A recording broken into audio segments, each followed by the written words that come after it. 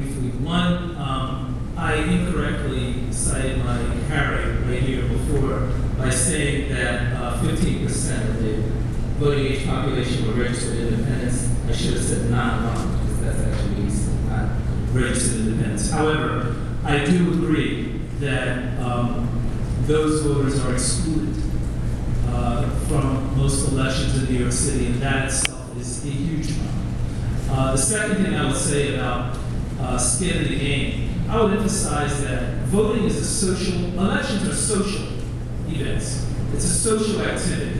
In the last presidential election, leading up to the election, I was in North Carolina, and I saw churches set up picnic tables to register voters and on election day themselves, and they had fried chicken, potato salad, and lemonade, and they stayed all day. And people came all day and brought their kids, and they came all day, and it was a very social activity that was culturally appropriate for those people in North Carolina, so they felt welcome, they came, it wasn't something scary or off-putting to them, it's a social activity. There are some districts in New York where half of the residents cannot vote because they're not aligned or they're non-citizens, so there's just not a lot going on.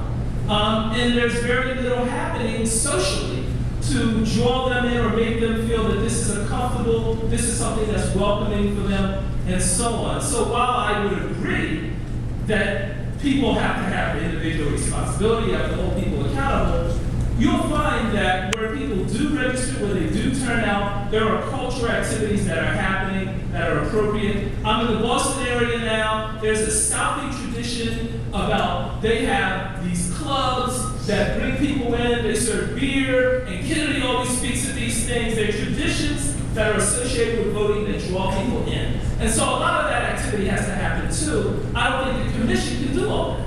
But perhaps you can make it easier for groups that want to break in to be able to organize those kinds of things and feel like they have a shot.